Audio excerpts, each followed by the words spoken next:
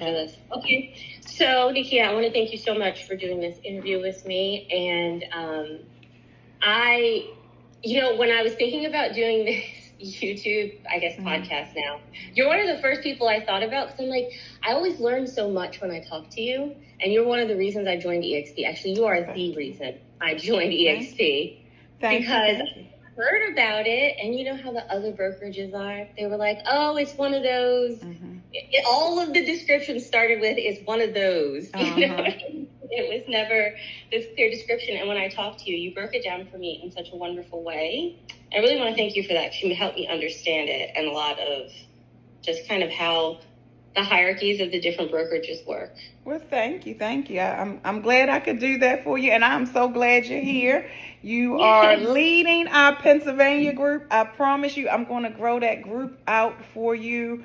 So just watch and wait. I got something in store for you, so stay tuned. I don't know. So can you tell me a little bit about like how you got started in real estate, how long you've been in the game, and what inspired you to pick real estate sales? Yeah, so what happened was I was buying my second home. I had bought a house in 1998. That was my first home. Had a real estate agent. I bought a HUD home, and that was it. I didn't hear from that agent ever again. Then in 2002, when it was time to buy another house, I really don't even know how I found my agent. I got to ask her. We're still friends. We're actually good friends. She's the one that got me into real estate. That's what I'm going to tell you. So I got into real estate because I was buying my second house. And my real estate agent, Nashika Jones, all right? She's Nashika Green now. But she was like, throughout the process, I did a lot of research. I did a lot of finding of loan programs, grants. I did a lot of the work, even though she probably would have done it and did do a lot. I'm just like a control freak. So I was trying to do everything possible that I could do. Organized. Also. Very organized. Yes, right? So I'm known for taking over a time or two, okay? So at the end of the transaction, she was like, I think you should get your real estate license. I think you would be good at this. And I was like, oh, okay. I'm coachable. I'm that person that's coachable. If you suggest something to me, I'm going to take a look at it. And if I think it works, I'm going to try to do it. So I did get my real estate license as soon as she told me. So I closed in March of 2002.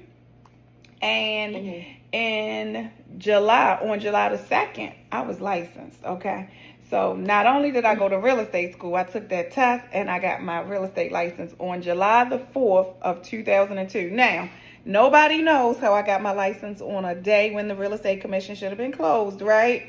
But I promise you that is the date of my very first license. I still have my pocket card that shows the original date of my original license. They must have been doing online stuff back then.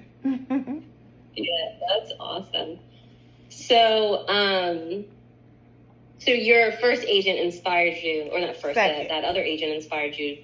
Yeah, the second agent inspired you to try it. Did you get any sales for that, or was this all very new to you? So as far as sales are concerned, when I was 16, I was polishing fingernails in the cafeteria at high school. Okay. Or I was selling something. I was creating something and selling something. Then nails just wasn't good enough for me. So hair became my passion. So I became a hairstylist. I went to hair school, became a hairstylist. Always had my own salon at my home. So when I had an apartment, that dining room was the hair salon. One time I had a 2-story apartment, and the first floor was the hair salon, and we lived on the second floor. Then I bought my first house. My basement was a hair salon, and my second house actually was a single family home with 4 stories, had a side door that led to the basement, and I had a long, about 6-car driveway, and I was the corner house. So I had a full-fledged salon. I thought I had a commercial space, okay? I turned it into a full-fledged salon with stations. I had hairstylists, hair braiders. I had a waiting room. I had everything. And that was my hair salon for years until I really retired from doing hair. But sales, I've always sold something. Network marketing, jewelry, body care, Mary Kay, which I still am working with Mary Kay now to this day because I was buying the products. I was like, hold up, I need to get a discount on this stuff, right? So now I'm the plug for my friends and family with that. But yeah, network marketing sales has been my thing forever and ever and ever. So you're a lifelong entrepreneur. Yes, I am. Yeah. So how did you build your real estate career off of your clients that came to your salon?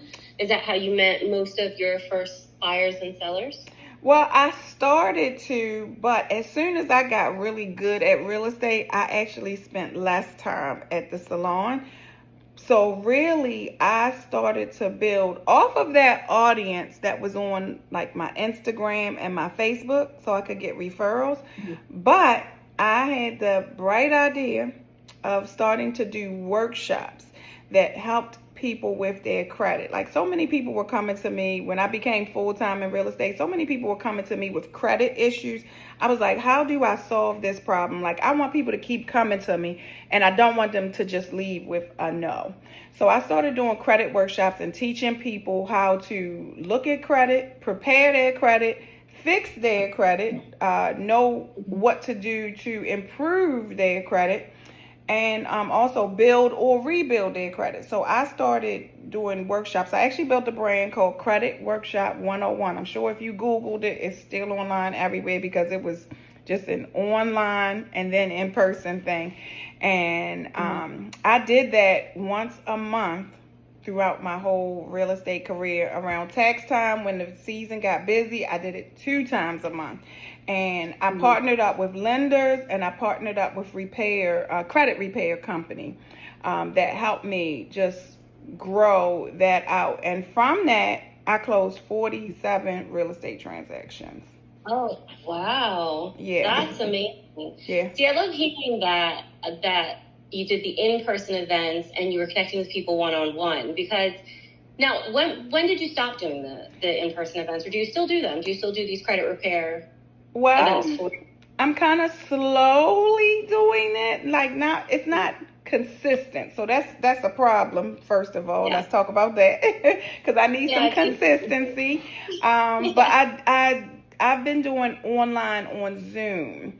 And I'm going to tell you why I do it online on Zoom right now. I do have one scheduled for August the 23rd in person, but I've been doing them on Zoom because I can reach a wider audience and because I'm in a new city and state that I'm kind of like rebuilding an audience. But what happens if I do them on Zoom, I may get someone in another city, I may get someone in another state, but now I have a referral to give to another agent. So that's why I like Zoom and consistent Zoom workshops.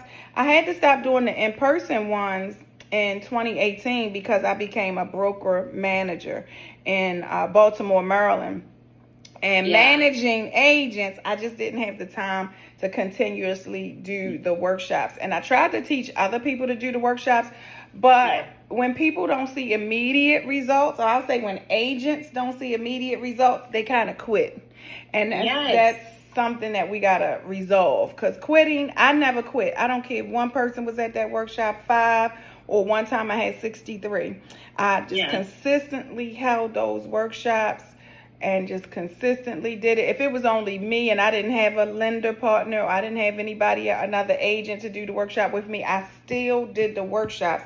And that's why I saw success. So I am rebuilding that system in Charlotte, North Carolina, where I live at now, because it's just been hard trying to find clients. I'm in a pool of real estate agents who have been here all their lives, right? So I got to find a way to get in front of them in order to build my own business.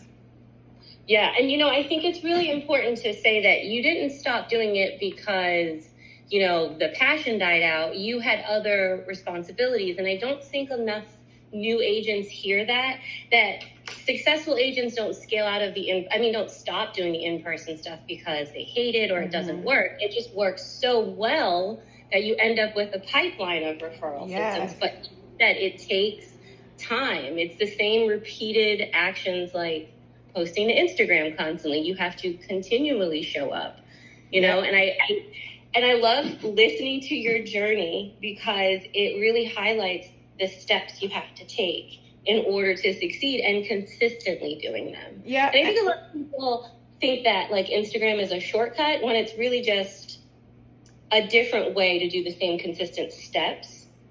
But it's what works for you. Yeah, I'm going to tell you what Instagram is. Instagram is connect and get offline. Connect and get the person offline. That is what Instagram means. That's what Facebook. Have a conversation there. But the immediate goal of social media is to show up, be a resource, and have conversations, but turn those things into an appointment offline. And I don't think enough people understand social media. It's for marketing, but also to create appointments. It's marketing and prospecting. Lead generation, of course, but lead generation is one thing, but prospecting is the next step. Like, people don't understand. They just want to post and post and post and showcase sales, but not be a resource to people or not give people a reason to want to connect with them and connect offline. People need a reason to connect offline with you, and that's the whole goal of social media. Yes. Oh my gosh. See, you're really putting it into words what I think is hard for people to understand, that it's prospecting on social media. And lead generation happens after that, but it's a traffic source. And I think because we get leads from Instagram eventually, new agents hear that and they think lead generation, and it's like, what it always makes me think, and let me know if I'm wrong here, but it makes me think of you having a table full of stuff and always being like, look at my stuff, but then when somebody comes up to buy it, there's no interaction. You're just like, I just want you to like the stuff. I don't want to actually interact with you. You know what I mean? You forget that I'm going to steal that in the DMs. I'm going to steal that because I like that. Because what I say is, here's the other thing, because you talked about new agents. Here's the other thing. I had a new agent just this week tell me that he was going to start a YouTube channel. Well, my first question was, have you ever read a contract? Like, have you read an agency agreement? Have you read the state disclosure that you're supposed to give to anybody that you're talking to before you really start talking about any numbers, any addresses? Have you done that? And he's like, I was like, yeah. So what happens is if you are on YouTube and you're showcasing yourself, you're showcasing properties, whatever you're going to showcase on YouTube, if someone raises their hand and say, hey, I would love for you to sell me a house, what would you say? What would you do? What's the first step after that? So it's not as important to be on social media, but it's more important how you get people off of social media and what's the system behind moving them from social media into an appointment, into the closing table, into the closing room, into the settlement room, right? So I think I like that. I don't want you just to like my stuff. I need to connect with you and I need to get moving with you. Yes. So would you agree that the success is in the systems that you create to talk to people, to get them to sign your contracts and work with you? Yes. Anything you do more than one time needs to be a system. Like, you need to write it down word for word, line by line, step 1, step 2, step 3, step 4. Like, I say this, I do this, I send this email, I send this text on this day. Like, everything that you do more than one time has to be a system. If you take a phone call, you should have a system for your phone calls. You should have a system for just about anything that you've done more than one time. I believe that. And what would you say are the most important systems for a new agent or an agent like moving, like you're doing, you're relocating, or if they've taken a break? What's the first systems that they should have set up so they can generate leads? Well, the first one, before you generate a lead, is you need to learn. Like, you need to take some time off to learn. And I proved that I did that. I had to learn North Carolina. I've been a licensed agent since 2002 in Maryland. In 2021, I got my license in North Carolina. Actually, 2020, I got my license in North Carolina. So I've been licensed in North Carolina for 5 years now. Before I even told anybody that I had a North Carolina license or marketed North Carolina, I had to read the contract. I had to learn the contract. I had to learn. They have due diligence here, which is some monies that are due with a contract for a seller to take the house off the market. You know, in Maryland, we only had earnest money deposits. So I had to learn the language. Also, I had to learn how to speak to people and explain these things. But I had to understand it first, because if I was just online telling people, hey, I'm an agent in North Carolina, and they called me and I didn't know what to do, that just would feel crazy to me. So my first step in anything that I've ever done in life, let alone real estate, but especially real estate, is learn first. Learn the ins, the outs. Learn the language. Learn the systems. Learn the tools. Learn everything first before you start lead generating. I truly do not believe in lead generation until after learning, and at least in real estate, at least reading the contracts and the forms that you need to use, because it's really embarrassing if you don't know what to say after someone calls you and reaches out to you for your help. Yes, and it can be costly and it's disheartening. I mean, a lot of people give up on real estate because their first deal goes so terrible because they didn't know this or that, or they didn't get paid. I had buyer's commission my first transaction, but I didn't read. It was in Connecticut, and I didn't read the timelines right or something. I just didn't read anything. My broker was like, hey, to make sure you do that. And I was like, hey, I got my first transaction. And I didn't get it was a very small house, like $150,000, maybe $175,000. But I still missed out on like $500 because I didn't read. I didn't educate myself first. So I think it's really important that you say that, because I don't think about educating myself first. I'm like, how can I get to the money? You know what I mean? Exactly. Yeah, but guess what? I have a saying: confusion scares away the money. So if you think about it, if you're confused, you can't make money. But if the client is confused, they're going to be scared and you're not going to make the money. So, or they're not going to go through with the deal. So if you don't know enough about the forms to help a client or educate your client about the forms or the process, not just the forms, the whole process within itself, you're going to scare away the money. So I always think about that. Even when developing systems, confusion scares away the money. If you're confused about something, or if somebody else is confused about something, they are running from you. So you have to also not be confused. So it's going to help to educate yourself first and know the ins and outs.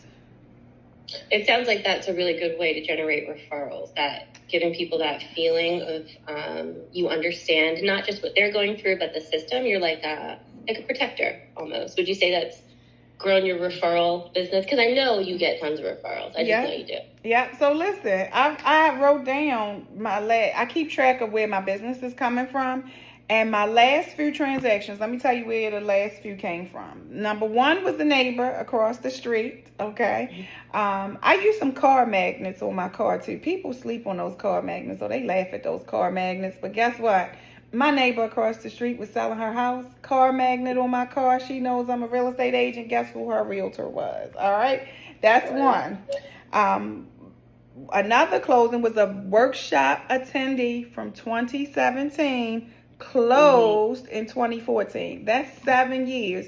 So your CRM or keeping in touch or being friends on social media is really important with people that you've connected with, because they have to see you, they have to see that consistency, they have to feel that you have contributed something to their life or to their mind, their mindset or something, to keep wanting more from you or to keep partnering up with you. So a CRM is important, keeping in touch on social media, talking to people on social media, engaging with people, not just those likes, right?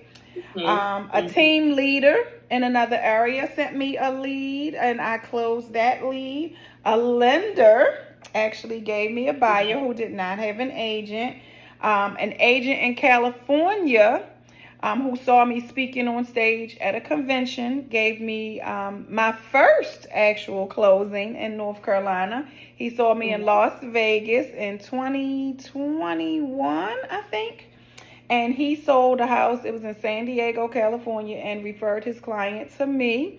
And she purchased a new home construction, and I got to close that deal. And then my very last, the transaction before my last one was from an agent that I had managed in Baltimore.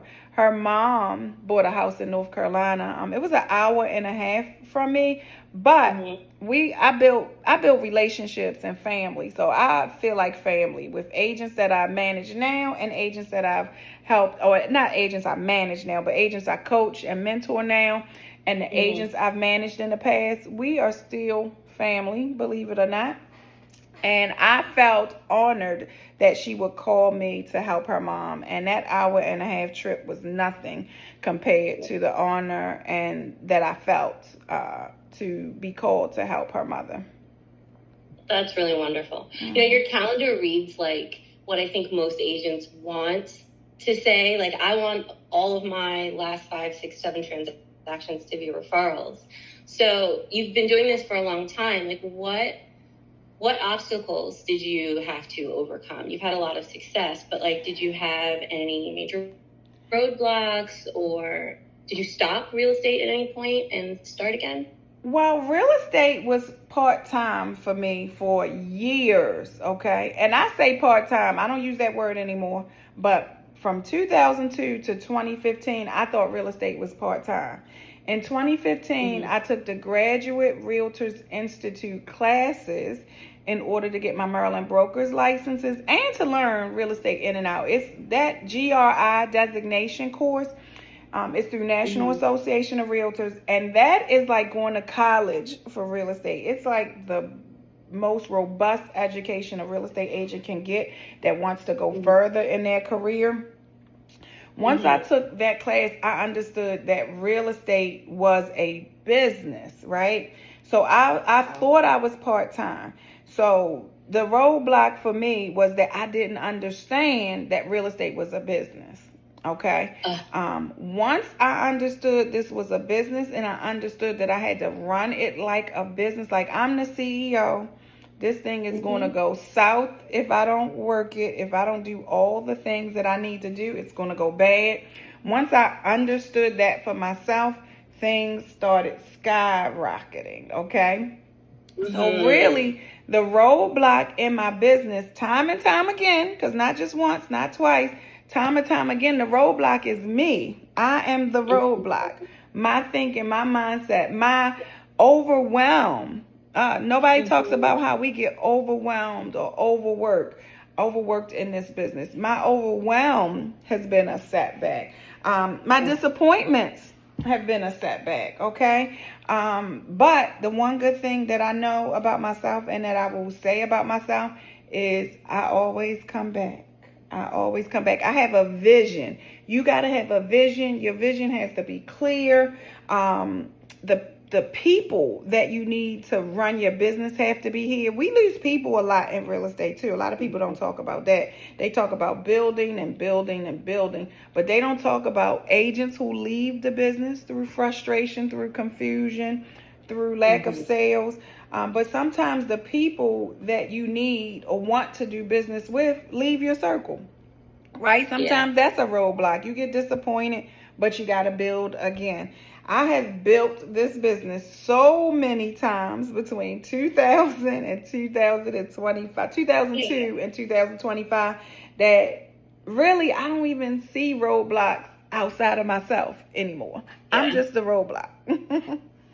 I love that. So you're saying your biggest roadblock and your greatest strength is it's your mindset, right? Yeah. Like that's where you grow and where you sometimes stumble is what it's mixed up in your head. Yes, you put that into good words. Yes. Well, I mean, that's what people don't. They discount themselves in the process, and to an extent where they don't realize that they're the problem, but they're also the solution. Yeah. So hearing you say that it wasn't, a lot of people will say my biggest roadblock was that this happened, someone died, something external happened, but realistically, it's how you responded to that thing, how you didn't respond to it, or how you treated your business. So, I mean, I knew you were going to drop some knowledge because you were always so insightful, but it was lovely hearing that because it's really, really true. Now, taking everything you've seen over these years, and some things haven't changed at all and some things have changed drastically, like what would you tell, yes, a new agent, but also like a frustrated agent on how they can better their business, yes, through lead generation, but avoiding that burnout and that horrible, like kind of disappointment feeling that keeps you from progressing? Like what advice would you give someone in that position? To drill down to something that's important to you, but also important to your audience. Find your audience. That's probably what I should say. Find your audience. Drill down to speak to those people, to help those people, to be a resource, to problem solve for those people that are in your audience, right? Build a business pursuant to that, because if you're talking to your audience, or if you're talking to people that you want to talk to, other people are going to listen because people are nosy. They're going to find themselves into your pipeline, or you're going to find them in your pipeline. But again, if you find a specialty, I want to say, and then work on that like crazy, because real estate agents have a roadblock is that they see a shiny object and they go for the shiny object. So they veer off the path. They don't stay in their lanes. They put that blinker on and move over into that other lane when they're supposed to be just driving in this lane, and they get off track. That knocks out that consistency that I'm talking about. Because, hey, I'm also talking about myself. A shiny object, a new tool, something will pop up that will put your mind on something else, and then you forget all about what you were successful in. And I'm saying that for new agents, but I'm saying that for agents who have been in business for a while, is that we don't do the things that worked with an ED anymore. The things that work, like me, I don't do the workshops anymore. That worked for me. I closed 47 deals from doing workshops and marketing my workshops. All of those deals may not have come from someone who was sitting in the room, but they saw me doing those workshops, and now they wanted me to help them too, or they wanted to come to a workshop, right? Because that was one of my first or second meetings with people also, is at one of my workshops. So because I was talking to the people who wanted help with credit or wanted to know more about credit, other people trickled in to my audience. So drill down, concentrate on an audience, concentrate on an avatar. They call it an avatar. Your ideal audience, your ideal demographic. Focus on that, and that will get you everything else you need. Build systems, build marketing, and build everything based upon that. And then everybody else will just trickle in. I love that. That is so true. Again, that's an internal work, right? Focusing on who you want to work with and the kind of business that you want to have. Now, this is my last question, actually. Do you have a niche? Would you say you have a specialty that you are known for? Well, I am known for helping women, especially for some strange reason.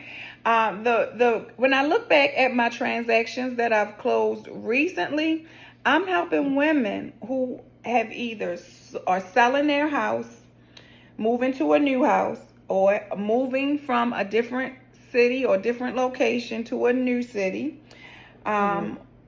or who are leaving a relationship to have their own thing. I am helping women who are starting over, who are transforming, who are moving into the unknown. And that seems to be my audience, helping women start over or start fresh. Now, the last transaction I closed was a couple, but that couple fell in to me because I was while I was marketing to these women who are most likely single or married women moving from one home to the next. But these women who may have done a real estate transaction in their past, but are ready for a new one, but that new one seems scary. I seem to be helping people who need strong help, who need strong advice, who are coachable and aren't scared to be coached. That's really great. That's a wonderful niche to have. I mean, what a rewarding career. Sometimes that turns into 2 transactions too. I don't know if you heard that, because if they're selling that first house and then they got to buy a second one, that's 2 transactions for me, right? Or it could be, if I'm selling their house, then I'm referring them to another agent, so it becomes a sale and a referral also. So it's nice to be in that little pocket. Yeah, that's why you got to find a niche. You got to focus on what you want and drill down to what you want your business to look like. Yeah. And I didn't realize that. I didn't really realize that. I mean, I look back now, and the credit workshops were my niche. First-time home buyers, most likely, from 2015 to 2018. But now I have a different niche, or I have a different audience. And my audience kind of grew with me, right? So you also have to be prepared to shift sometimes. I luckily for me, I was able to analyze what was going on. I stopped to analyze and see what was going on and adjust to what my demographic was, or to who was attracted to me, who needed me, who was reaching out to me the most. Luckily, I was able to pivot, because that's also important in real estate, pivoting and analyzing, stopping sometimes, and transforming. Okay, that is really something else that's really important for you to do. Some people will tell you to stay the course, but you have to stay the course for a certain amount of time before you have to change courses. And that works only when you stop to analyze, or when you track. I believe in tracking, journaling, writing down. I have one notebook, a calendar, and another notebook. If I open this notebook up, I need to find a date in here. This notebook, the last notebook, is from January 29th of 2025. So you have to analyze, you have to track and analyze what's going on in your business, and know when it's time to transform or pivot. Yeah. And sometimes staying the course is believing in yourself. Sometimes the course is just the focusing on that I am going to succeed, as this is my business. And it doesn't always have to look the same. Right. I think some people are like, no, just stay the course. It's because they're at an elevated level of that business where they're not affected by the whatever turbulence you're going through. Like, they're a broker and you're an agent, or they've got properties and you're still new. I think what is so important that you keep saying is that you rebuild and you adjust. Yes. And tracking and having the analytics, that's really the only way to make all of the things in line, and line up for you for success. Because you have to be like, okay, well, I did this in 2015. I love that you can track your entire business back that far, because most people don't even know how they got started. They're like, oh yeah, I've been doing it for so long, I don't remember. And then, then they have these, what would you call them? Like dark moments in their business. It was completely blank or completely black. You don't seem to have had that, and I think from my outside opinion, it seems like because you keep track of everything. Yes. And everything's coming from where it's all gone, and you build off of education. Yeah. as your fundamental system. Your fundamental system is being well educated. Yeah, and business planning. And to be honest with you, I have my calendars. I can go into my office, my second bedroom where I have my office supplies and stuff at, and I can pull out my calendar from 2020. I can tell you, if you pick the date, I'll be able to tell you where I was and what I was doing. I keep track, when I take a look at myself and what I'm doing, when I'm tracking, when I'm writing things down, when I am paying attention, when I'm business planning, when I'm sitting down to analyze what I'm doing good, what I'm doing bad, I seem to grow. And I will tell you this, that the most successful real estate agents have a business plan or have been through business planning or even a marketing plan, an action plan, because sometime between September and December, they have sat down to look at what was going on in their business this year and the prior year, and then they refocus or reorganize and rewrite their story, their plans, their action plans, their goals for the following year. Every single agent, if you ask any agent that's successful, if they have a business plan, they'll say yes. Now, if you ask an agent who is struggling if they did business planning in 2024, guess what that answer is going to be? No, not a, they're gonna, what's a business plan? Yes. And that's because, have you heard the expression to not compare your beginning to someone else's middle? So I think that that's really what happens there, that people want to just be as successful. I'm going to use you as an example. Like, if I just want to be as successful as you, I'm just going to copy what you're doing today, when really I need to learn what you did to start. Like, how did you get to where you're at today? Because I can't be you today, because I don't have a lifetime. Like, if we compare apples to orange, like you and I don't have a lifetime of being an entrepreneur. I wasn't, 16, 17 thinking of those things. Right. I had a different mindset. So you've actually had a lifetime of this input. And this only way I would learn these things is by talking to you. And then people are so afraid to talk to others. And that's where you get in that I'm going to compare my beginning to your middle. And I'm just going to think that we're all the same. And I can just jump in there and I can do your thing. But then I talk to you and I'm like, well, this is how she just generates referrals in her. So this is how she can talk to everybody, because she's been doing it her whole life. These are really important nuances. And it's not to discourage. So if somebody's new and listening to this, right? It's not to discourage them that, like, oh, well, I can never be like Nakia because I haven't been a salesperson since I was 18. But you've been something, right? Like, I've always talked to people. I may not have sold them things, but I've always been able to talk to people and get them talking. Do you know what I mean? Yeah. Now, I don't think a lot of people can say, like, when they were, how old was I? I was like 9 years old. I was that kid who got moved around all the time. So my teacher moved me to the front of the class next to her desk. Okay. Guess who was my new best friend? Guess who I was asking about what they did at dinner last night? I knew so much about my sixth grade teacher. She moved me back with my friends. Wow. So, like, a lot of people are comfortable, just talking to strangers. But we all have our thing, right? And when I talk to other sales, like, this is one of the reasons I want to do these interviews, because I talk to so many agents and they all have their thing that makes them successful. They've all been doing this, and they've taken the courageous step to connect the two. So they can, or probably the first time, like, benefit from it solely, and without burnout or stress. Right? Like, because it's your thing. You've been doing your whole life. You've always encouraged people to buy this and help people have a better quality of life. Because doing nails and hair, that's better quality of life. With a new home, better quality of life. You know what I'm saying? So, that is what I take from hearing your story, that your beginning is, rooted in education, knowing yourself, and then growing from there and keeping track of how you've grown.